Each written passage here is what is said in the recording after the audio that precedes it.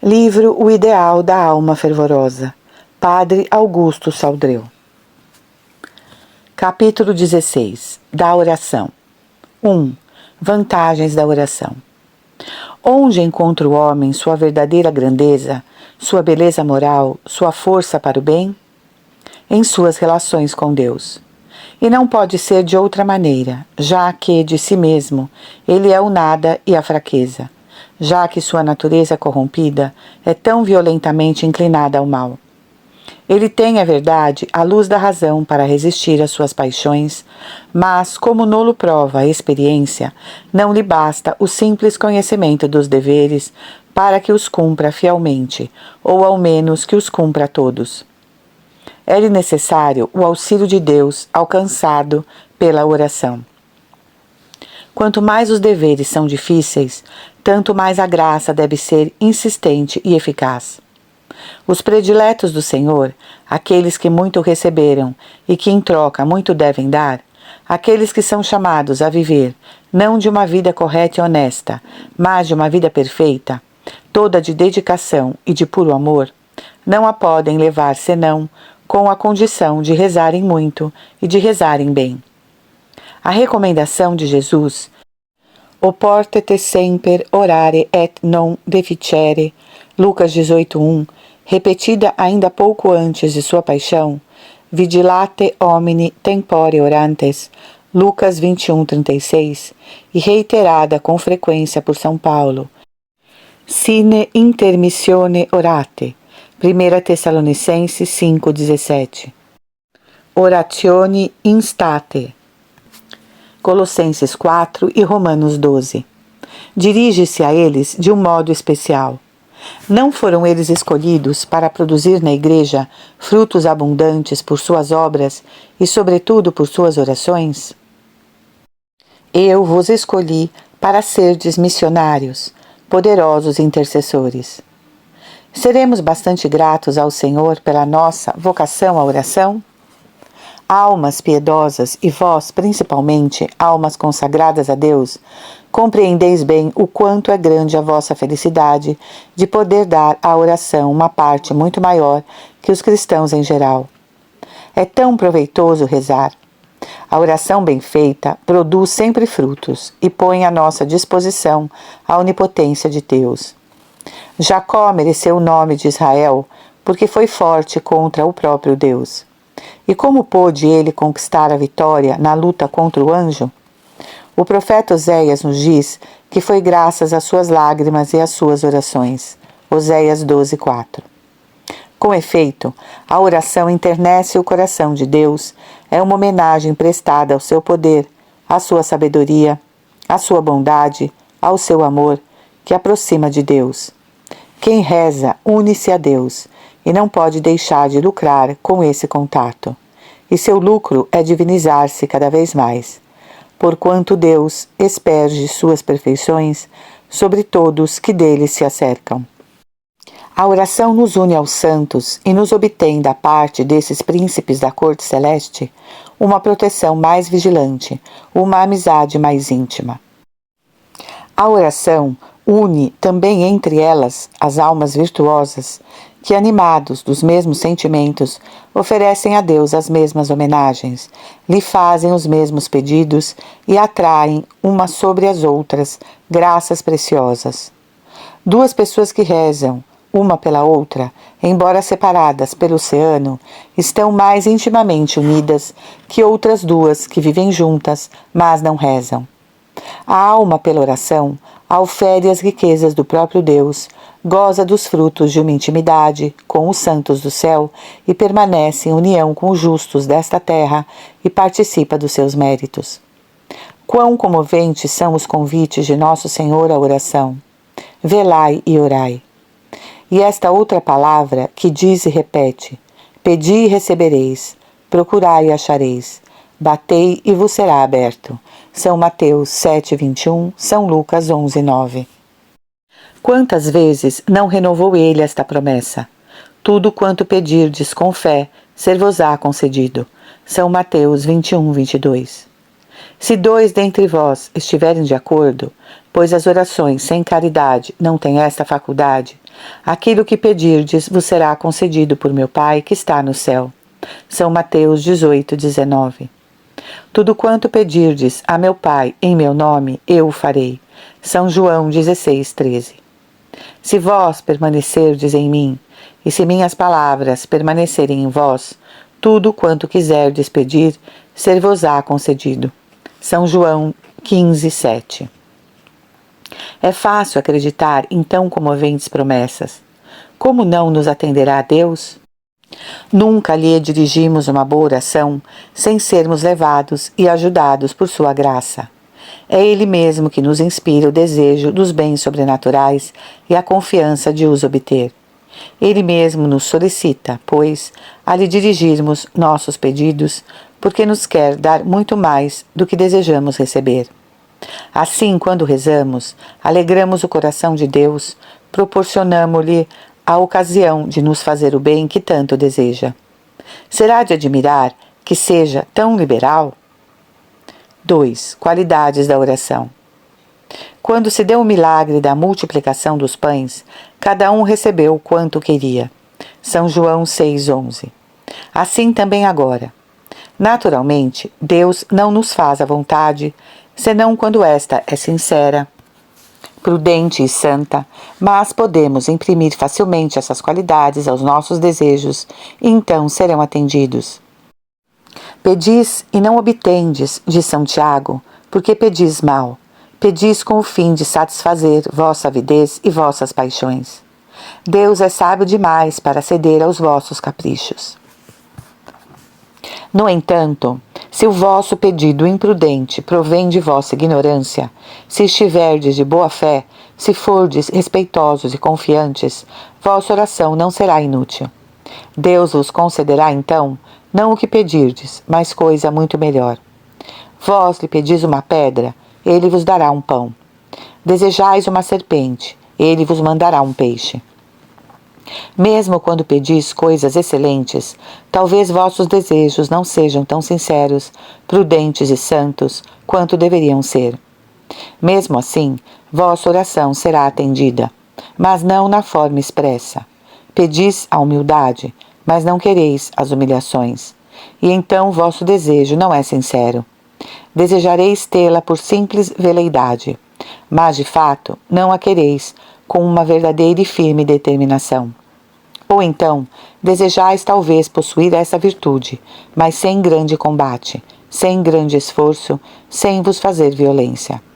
Seria contrário à sabedoria e à santidade de Deus vô-la conceder nessas condições, e seria contrário também aos vossos genuínos desejos.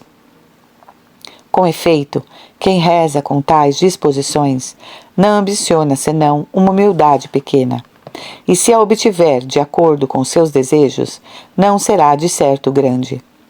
Pedis o amor de Deus e o desejais, mas não quereis esquecer-vos, renunciar-vos ou imolar-vos. Na verdade, embora meio inconscientemente, aspirais a um fraco amor, e portanto só obtereis um fraco amor. Quando pedirdes uma virtude, rezai antes, para que vos seja dado um real desejo dessa mesma virtude, e dizei depois, em toda a sinceridade de vosso coração: Senhor, fazei-me praticar essa virtude, custe o que custar. Estou pronto a tudo. Mandai-me tudo quanto quiserdes, quero obter vosso amor a todo custo. A justiça e a sabedoria divinas exigem também, às vezes, que limitemos os nossos pedidos. Se pedisseis a Deus a libertação de todas as almas do purgatório, ou tantos milagres da graça, quanto são os pecadores apegados ao pecado, para que nenhum caísse no inferno, ou a santidade elevada de todos os vossos parentes e amigos, seria contrário à sabedoria divina atender a semelhantes pedidos. E se, tomando em consideração a simplicidade dos pedintes, Deus levasse em conta tais orações, ele só concederia uma parte daquilo que lhe fora pedido, segundo o valor da oração. Pelo mesmo princípio, se pedisses para possuir desde hoje uma virtude em toda a sua perfeição, vosso pedido se assemelharia ao de um mendigo que quisesse receber, de uma só vez, 1000 contos de réis. A tal homem, embora digno de compaixão, vós daríeis o razoável, porém não toda a soma pedida. Assim também, cada uma das orações que fizerdes, para obter uma virtude perfeita, vos levará a progredir nesta virtude. Não mudará, porém, os planos de Deus, que deseja vê-la conquistada pela luta e por longos e constantes esforços. Pode acontecer também que, apesar dos nossos pedidos serem muito desinteressados e justos, são, porém, contrários aos planos da sabedoria divina. Quando São Pedro foi preso por Herodes, a igreja de São Lucas não cessou de dirigir por ele orações a Deus. Atos 12:2. E Deus ouviu essas orações e mandou o seu anjo retirar Pedro da prisão. Quando, porém, 25 anos mais tarde, Pedro foi novamente preso por Nero, os fiéis de Roma não pediram certamente com menos ardor sua liberdade que outrora os de Jerusalém. Mas, segundo os planos divinos, havia chegado a hora de seu martírio. A oração da Igreja de Roma não pôde obter a prolongação da vida de São Pedro, conquanto obtivesse outras graças. Acreditemos sempre na eficácia de nossas orações. Quanto maior for a nossa confiança, tanto mais nos será dado. O cego de Betsaida, São Marcos 8:23, conduzido a Jesus não por própria, mas por alheia deliberação, parece não ter tido a princípio grande confiança e não foi radicalmente curado. Eu vejo, disse ele, os homens que andam semelhantes a árvores. Este primeiro prodígio lhe aumentou a confiança, e quando Jesus impôs-lhe de novo as mãos, ele viu claramente todas as coisas. Muitas almas permanecem apenas meio esclarecidas, meio curadas de suas enfermidades, porque são meio confiantes. A oração agrada tanto a Deus e é tão útil ao homem, a quem faz praticar as virtudes magnas de fé, esperança, amor e humildade, que o Senhor, para nos fazer rezar sempre mais, exige como condição da boa oração a perseverança. Demais, ele tem o direito de nos pôr à prova, por esse meio, e verificar quão sinceros e ardentes são os nossos desejos e quão firme é a nossa esperança. As obras de Deus se fazem lentamente, para que os homens as apreciem melhor e lhes prestem um concurso mais trabalhoso e mais meritório. Houve uma espera de mais de 40 séculos antes da encarnação. Os patriarcas desejaram ardentemente o Salvador do mundo.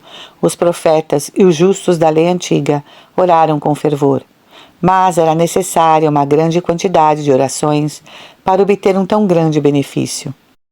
Demorando em conceder-nos os dons que solicitamos, o Senhor nos faz compreender melhor o seu valor e a necessidade que deles temos.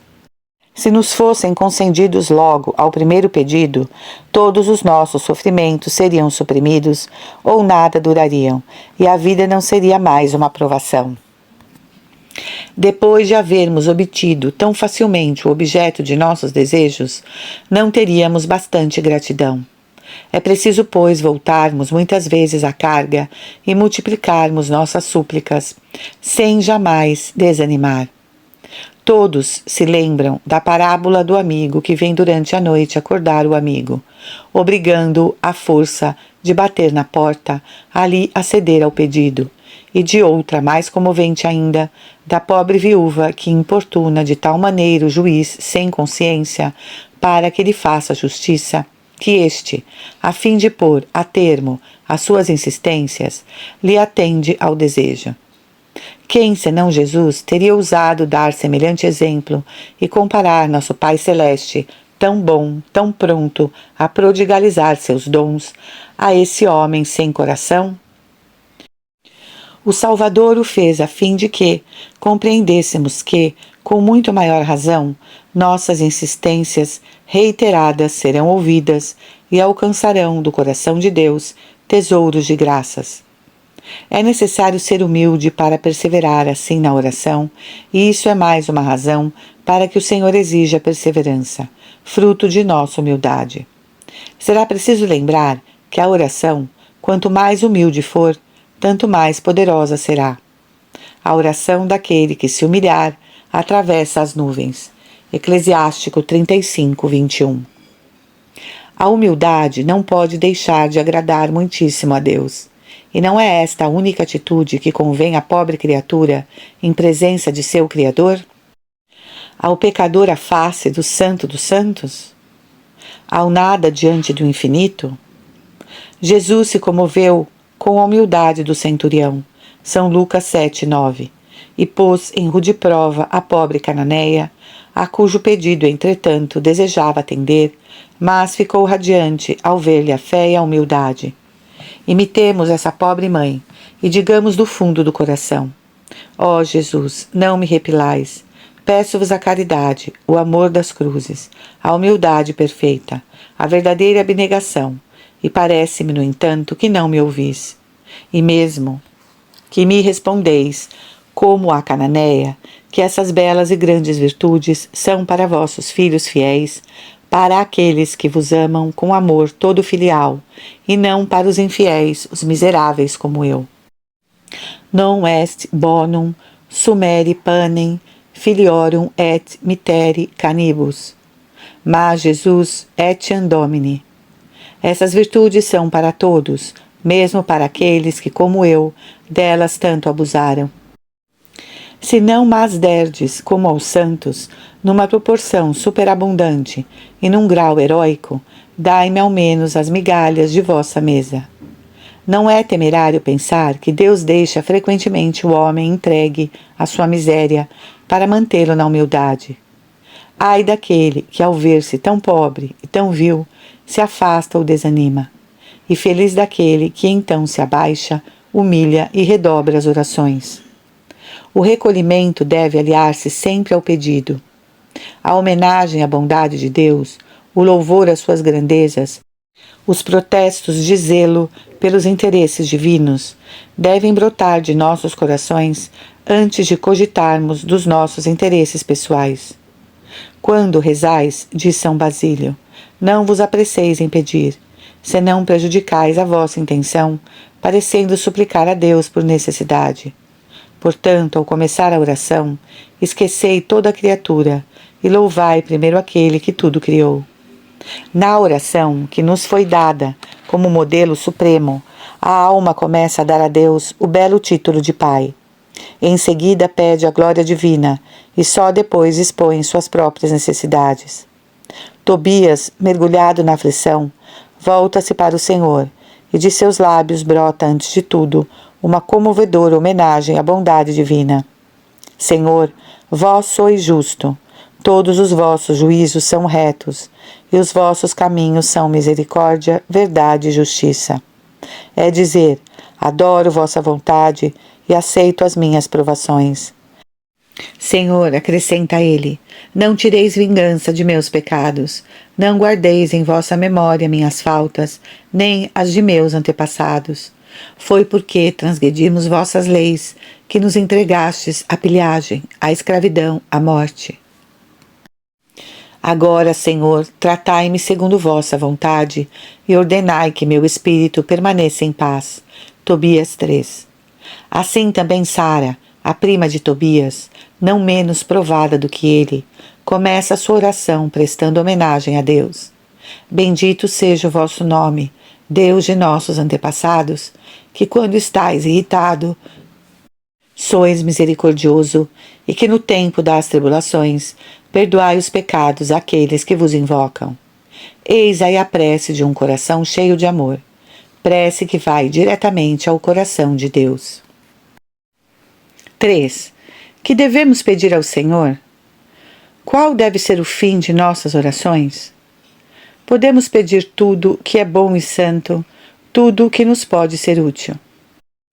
Mas antes de tudo, devemos desejar e pedir que Deus seja conhecido, amado e glorificado. A Madre Maria Francisca, da Mãe de Deus, Santa Carmelita do século XVII, dizia ao oferecer-se a si mesma como vítima para a glória de Deus: que Ele mate, contanto que reine. Podemos fazer um pedido semelhante quando recitamos a doxologia. Gloria Patri et Filio et Spiritui Sancto. Assim também, o terceiro pedido do Pater, Fiat voluntas tua, que Jesus fez ele mesmo de modo tão comovedor em Getsemane, é um dos que devem brotar com frequência de nossos lábios e que parece resumir todos os outros.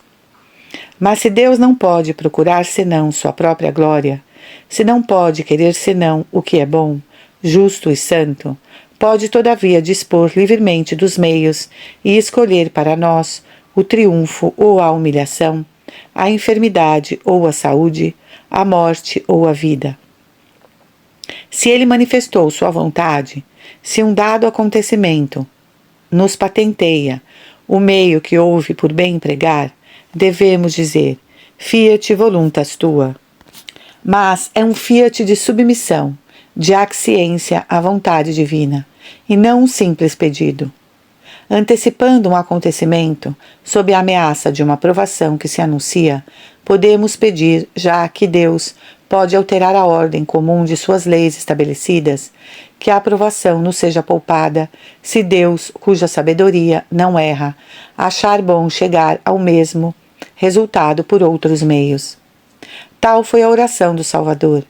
Meu Pai, se for possível, que se afaste de mim esse cálice, mas que a vossa vontade seja feita e não a minha. Assim devemos sempre, apertando-a ao coração, adorar, louvar e amar a vontade de Deus. Há, porém, uma outra vontade de Deus que deve dirigir as criaturas no bom uso que fazem de sua liberdade, e essa liberdade ela a respeita.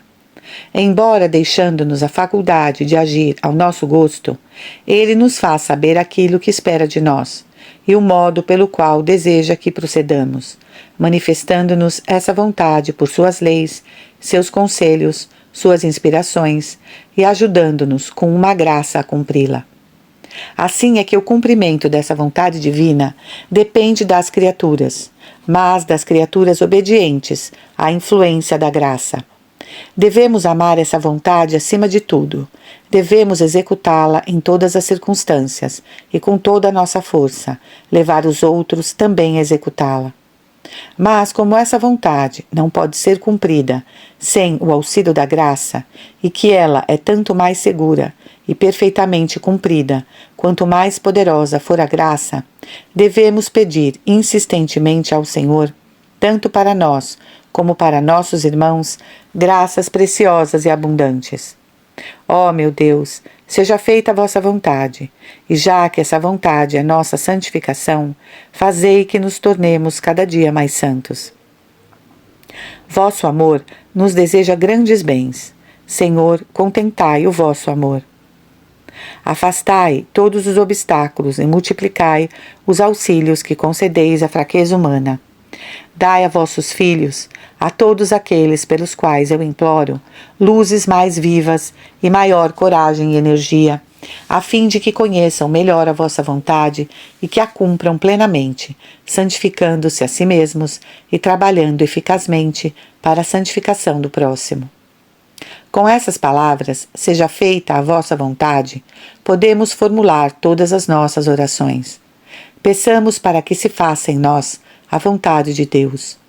Vós desejais, ó meu Deus, que eu seja piedoso, humilde, desapegado, mortificado, caridoso.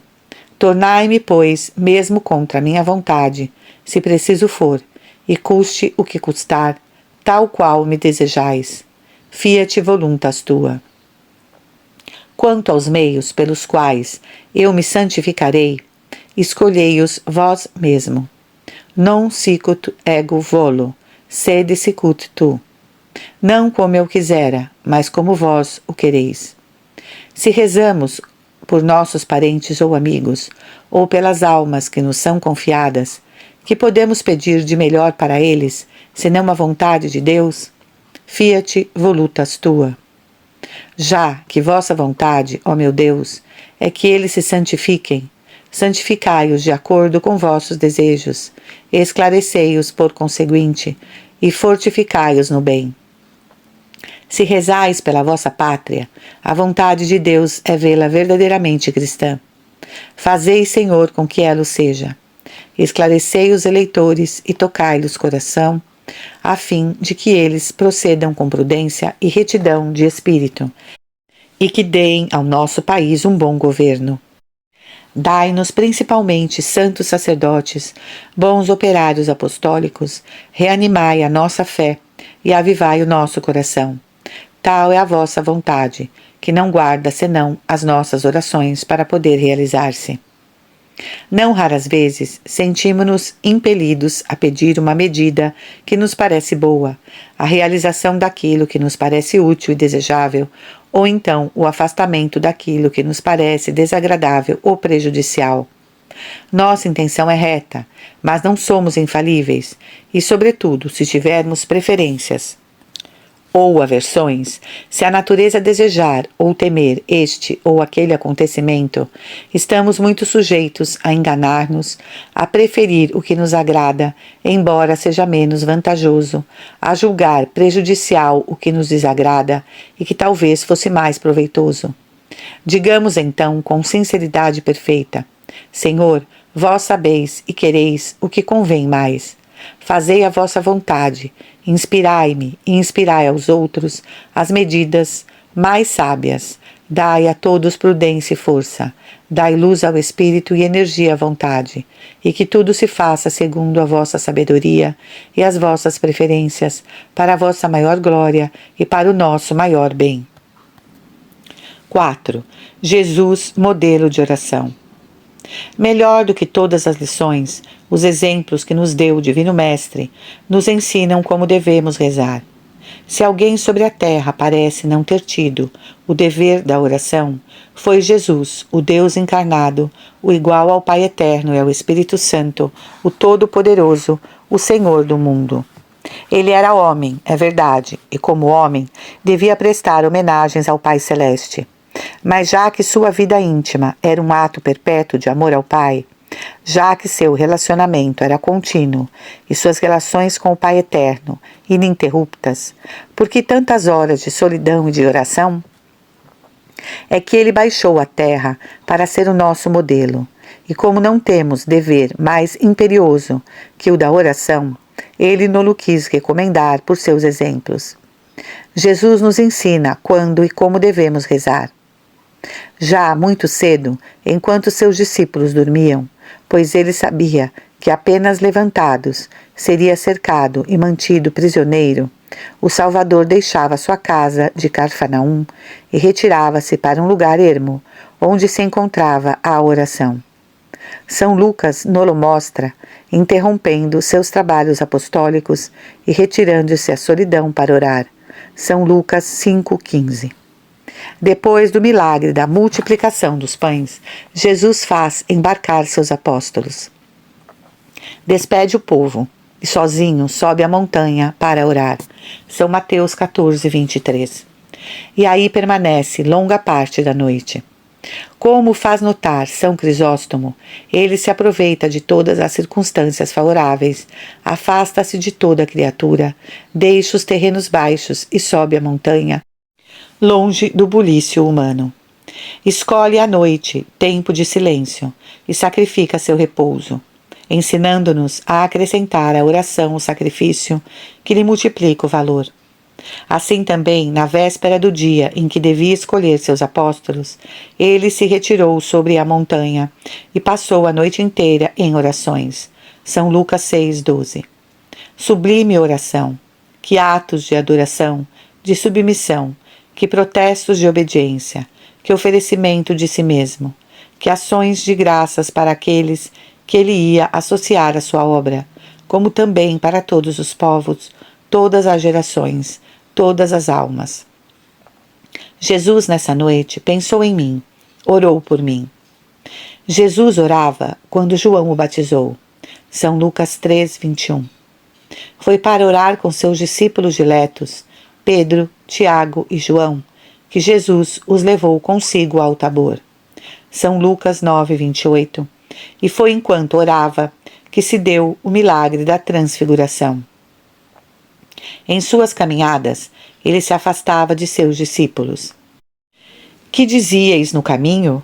lhes perguntou um dia. Em outra circunstância, dizem-nos que ele assim procedia a fim de orar.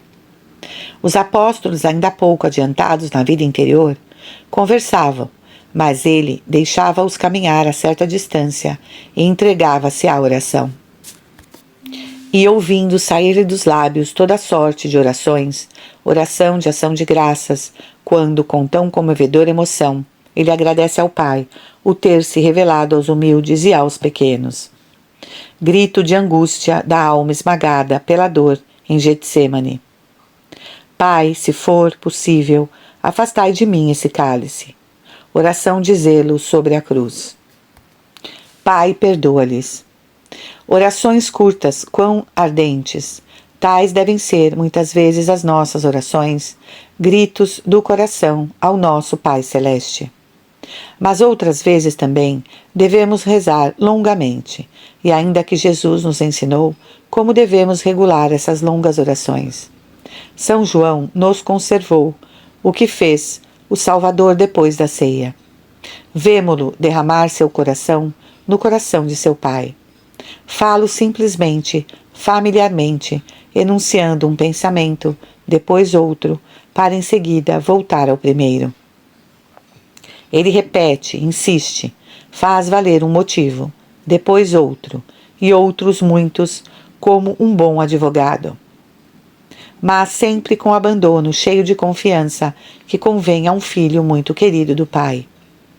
Ele ora por si mesmo, depois pelos apóstolos, em seguida pelos fiéis em geral, presentes e futuros. Para si mesmo pede ao Pai que lhe conceda a vitória sobre aqueles que querem confundi-lo e impedir-lhe a missão.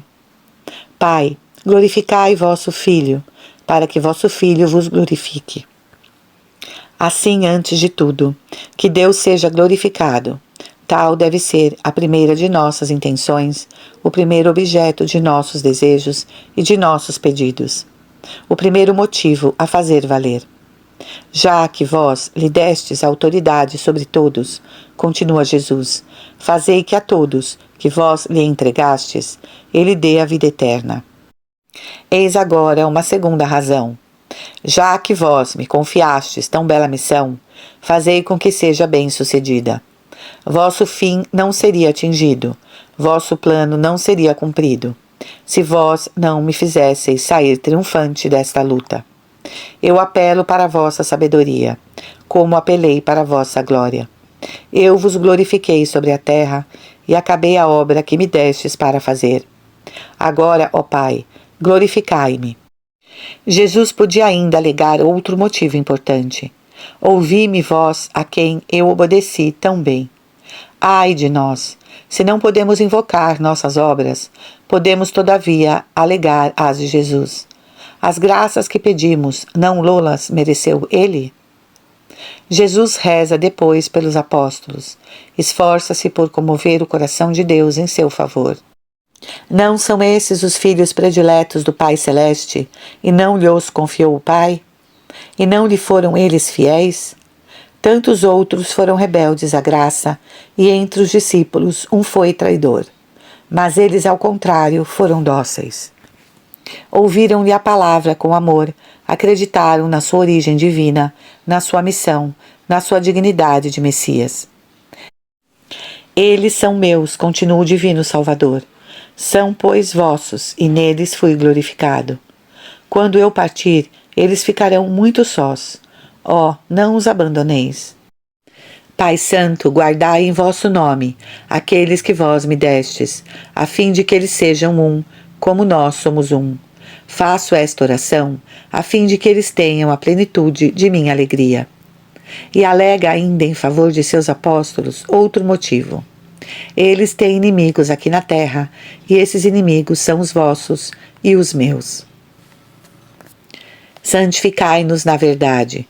Ele invoca ainda a grande missão dos apóstolos. Como vós me enviastes ao mundo, eu os enviei, e me sacrifico eu mesmo por eles, a fim de que eles também sejam santificados em verdade. Assim rezou Jesus por si mesmo, assim rezou por aqueles que mais amava no mundo. Quão ardente é sua oração, quão terna, confiante e santa. Não visa senão a glória de Deus e a santificação das almas. Oremos como Jesus, e nossa oração será perfeita. 5. Valor diverso de nossas orações. Toda oração vale na medida de atenção respeitosa, de confiança, de humildade e de puro amor que encerra, e sua eficácia depende do seu valor.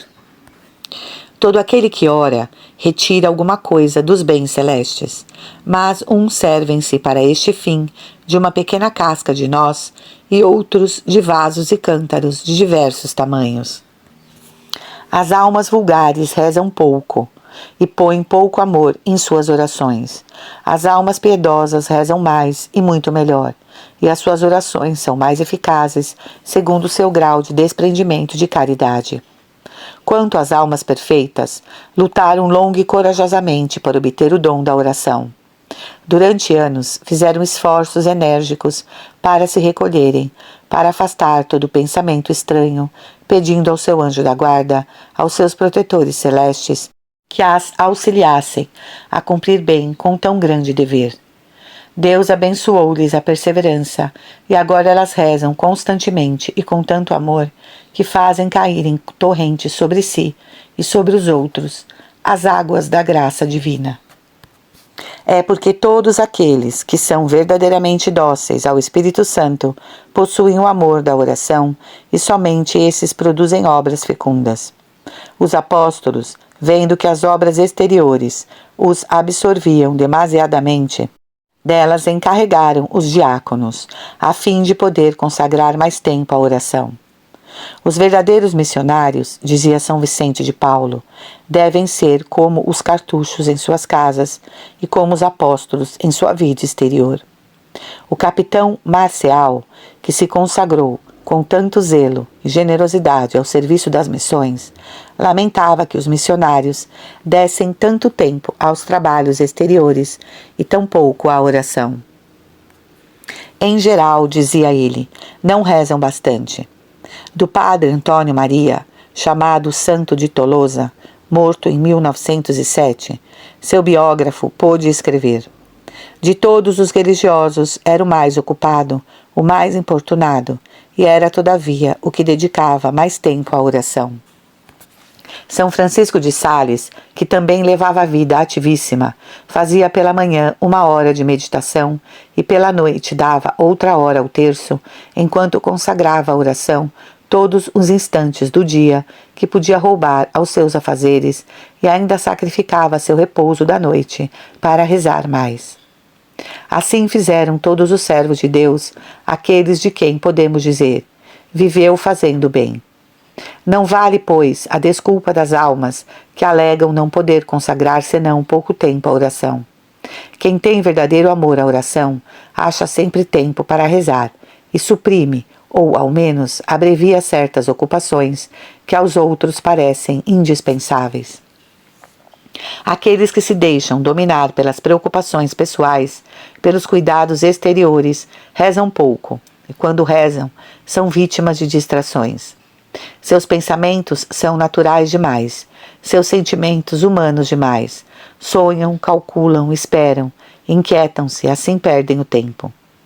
Aqueles, ao contrário, que põem toda a sua confiança em Deus e lhe entregam reputação, saúde, felicidade, não vivem mais senão para Ele, e não desejando senão os seus interesses, têm sempre o coração elevado para Ele e encontram grande prazer em entreter-se com Ele. Enquanto aqueles gostam de saber tudo, de dizer tudo, e procuram a companhia dos amigos, preferindo as conversações ao recolhimento, esses, ao contrário, gostam da solidão e procuram o silêncio para pensar mais livremente em Deus. Para eles a oração é uma necessidade e aspiram a lançar-se em Deus, a amá-lo e a lhe dizer o seu amor, a lhe recomendar suas orações, seus amigos, sua família. Aproveitam-se das idas e vindas, dos mínimos instantes de liberdade para se unirem a Deus ou lhe implorarem as graças. Oh, como são poderosos e como é fecunda a sua vida! No mundo, nem eles mesmos, nem aqueles que com eles tratam, Sabem todo o bem que fazem, pois a influência da oração não é palpável, não é perceptível aos sentidos e frequentemente estende-se ao longe, muito além da nossa esfera de ação. Mas na eternidade tudo será revelado, e então aparecerá aos olhos de todos os eleitos a soma imensa de benefícios realizados pelos homens de oração, que receberão em recompensa uma soma imensa de glória e de felicidade.